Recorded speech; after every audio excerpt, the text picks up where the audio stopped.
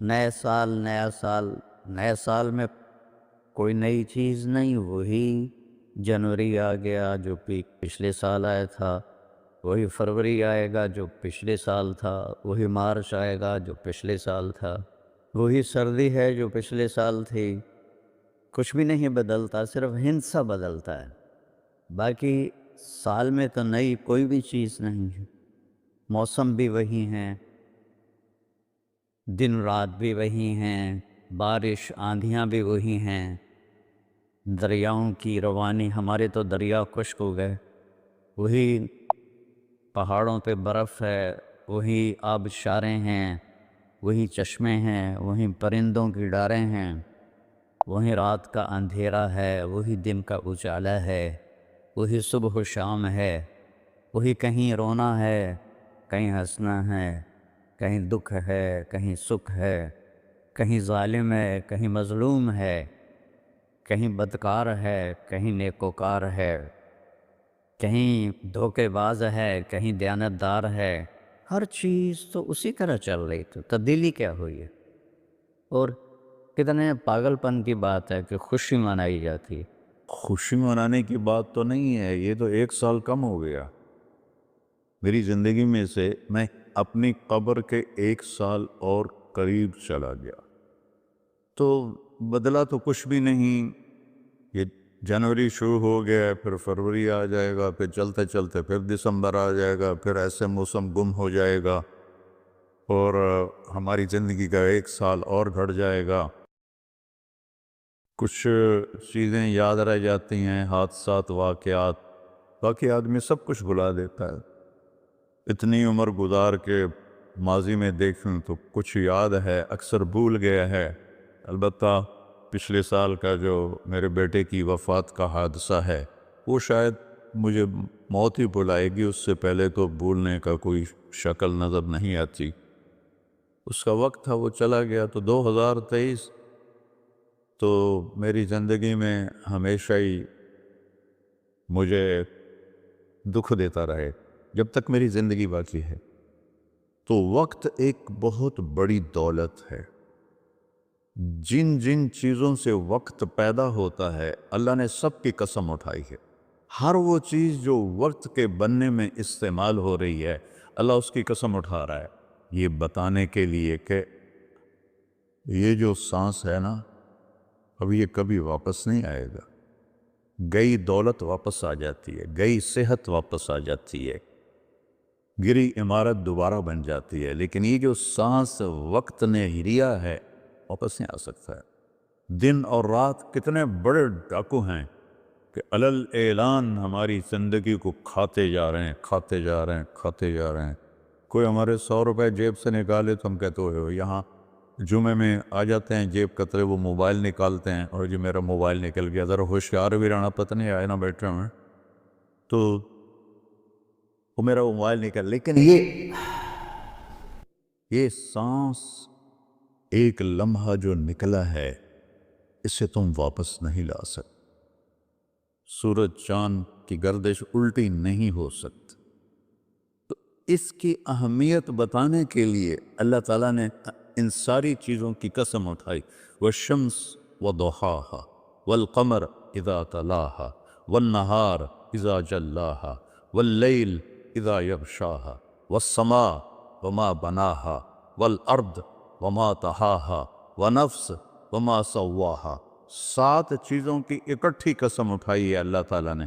سورج کی قسم، چاند کی قسم، دن کی قسم، رات کی قسم، آسمان کی قسم، زمین کی قسم، اور اے انسان تیری جان کی قسم کہ وقت نے تجھے گھیرا ہوا ہے اور تجھے کھینچ رہا ہے، کھینچ رہا ہے، کھینچ رہا ہے۔ ہر ٹک ٹک ٹک یہ کلہاڑے کی طرح میری زندگی کے درخت کو کاٹ رہی ہے، کاٹ رہی ہے، کاٹ رہی ہے، کاٹ رہی ہے، اور پتہ بھی نہیں چلتا، اور کسی کا کچھ پتہ نہیں کب اس کا وقت ختم ہو جائے۔ میں اپنے بارے میں تو سوچتا تھا کہ 70 سال کا ہو گیا ہوں، تو اب میری زندگی مطلب جامن دا ویلا نیڑے ہی ہے، لیکن وہ عاصم پہ وقت آ گیا کہ 36 سال کا نوجوان اور اتنا صحت مند کہ 30 کلومیٹر مسلسل دوڑنے کی طاقت تھی اس کے اندر۔ 30 किलोमीटर एक सांस में दौड़ता था, और खानपुर डैम को वन गो में उसने क्रॉस किया और आर पार किया। उसके ऊपर मौत का हुक्म आ गया। तो कुछ पता नहीं है, मरीज सिसक रहा है या अल्लाह मौत दे दे, और जवान मांग रहा है या अल्लाह ज़िंदगी दे दे, उस पर मौत आ जाती है। और वो हमारा एक नौकर था चाचा फतेह मोहम्मद नाम था, फतेह कहते थे। आखिर उम्र में बीमार हो गया था, तो मैं उसका हाल पूछने गया तो मुझे कहा, मियाँ मौत नहीं आ रही। हमारा टाइटल है वहाँ ख़ानदान मियाँ, मियाँ मौत नहीं आ रही। किसी को मांगे नहीं मिलती, किसी के बचते बचते, लोग कहते हैं ना मैं तो मरते मरते बचा। अरे भाई बचते बचते मर जाएंगे, मैं तो मरते मर जाऊँ, मैं तो मरते मरते बचे। एक दिन इसका उलट हो जाएगा, बचते बचते मर जाए। वक्त कीमती चीज है, और ये कीमती बनता है उसमें कुछ भरने से, और जो भर दोगे निकाल नहीं सकोगे।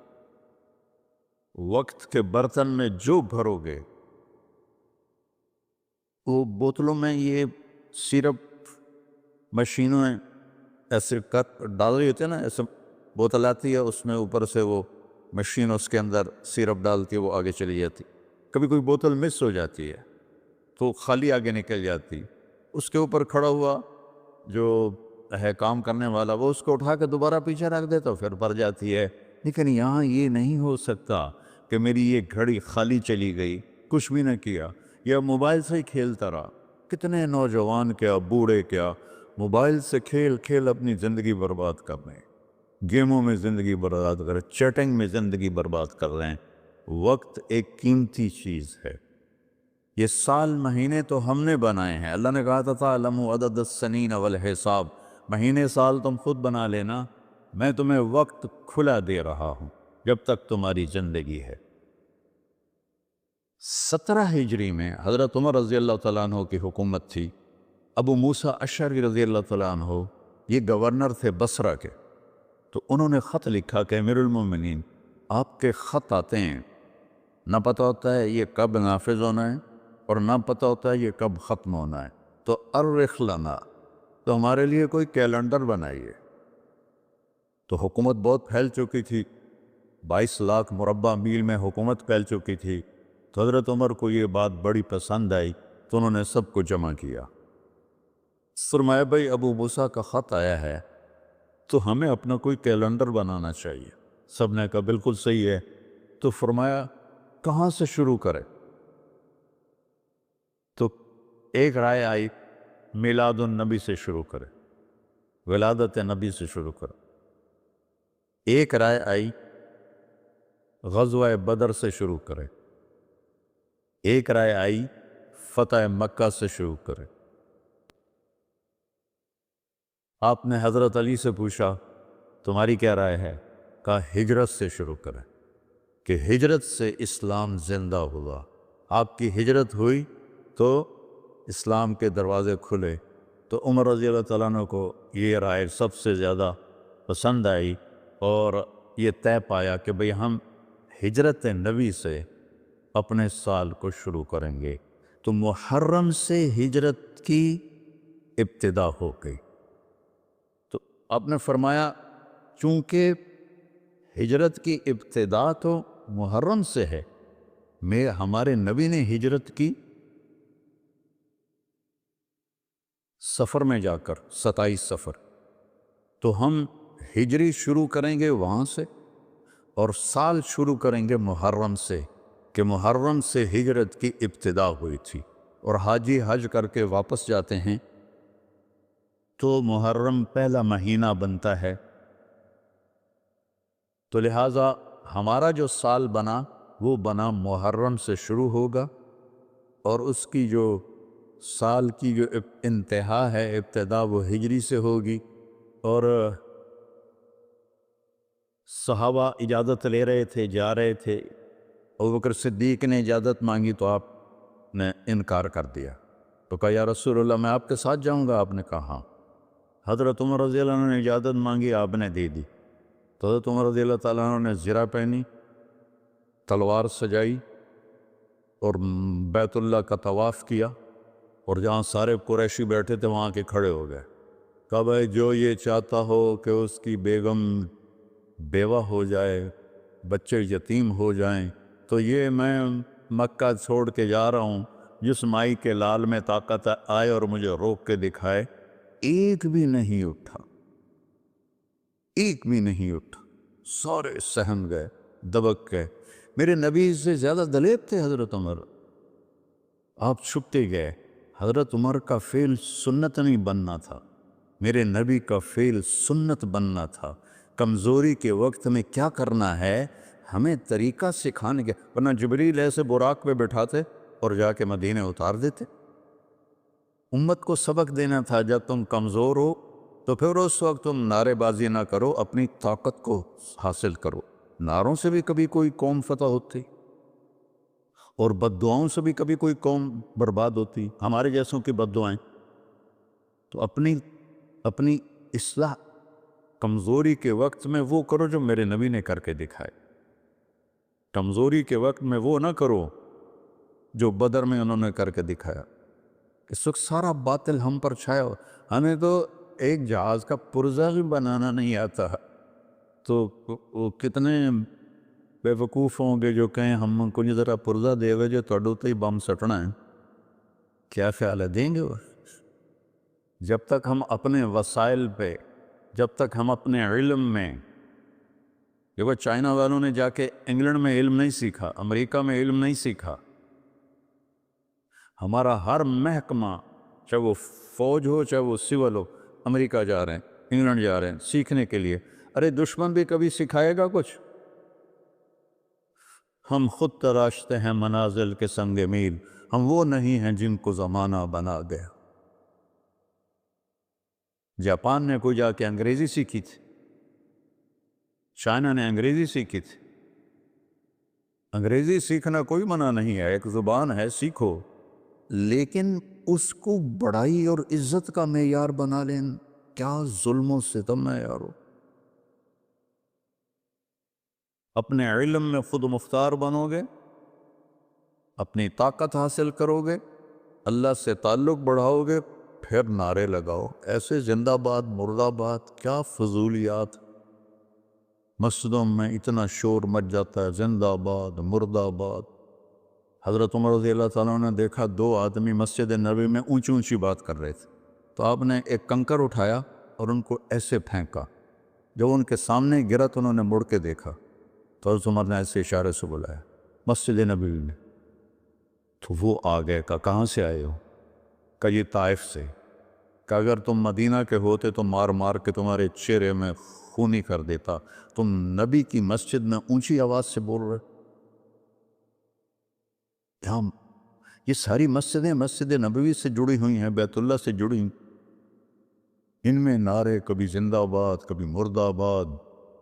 یہ کیا امت نے طریقہ اپنا دیا ہے۔ سلطان عبد المجید نے جب مسجد نبوی بنائی، جو سیکنڈ لاسٹ تھا ترکی بادشاہ، تو اس نے ساری دنیا سے کاریگر بلائی، ان کو استنبول میں ایک بستی میں ٹھہرایا اور کہا اپنے ہر ہنر والا اپنے بچے کو حافظ بنائے اور اپنا ہنر سکھائے۔ تو سب نے ایک ایک بچہ حافظ بنایا، اپنا تعمیراتی ہنر سکھایا، تو 3000 حفاظ اور کاریگر تیار ہوئے۔ ان کو سلطان عبد المجید نے مدینہ بھیجا اور انہوں نے مسجد نبوی کی تعمیر شروع کی۔ سارا ہر پتھر پہ قرآن پڑا ہوا ہے جو پرانی مسجد ہے، اور جب کوئی پتھر رکھتے تھے اور وہ تھوڑا بڑا ہوتا تھا، اس کے مطابق نہیں ہوتا تھا، تو وہ نشان لگاتے، اور وہاں بھی تراش سکتے تھے تیشے کے ساتھ، نشان لگاتے۔ جس بستی میں وہ ٹھہرے ہوئے تھے وہاں وہ پتھر واپس جاتا، وہاں اس کی کاٹ تراش کر کے پھر واپس بھیجا جاتا، پھر اسے لگایا جاتا، پھر وہ تھوڑا سا زیادہ ہوتا، پھر وہیں جاتا تھا، اور وہاں جا کے تاکہ ٹھک ٹھک کی آواز میرے نبی کو تکلیف نہ دے۔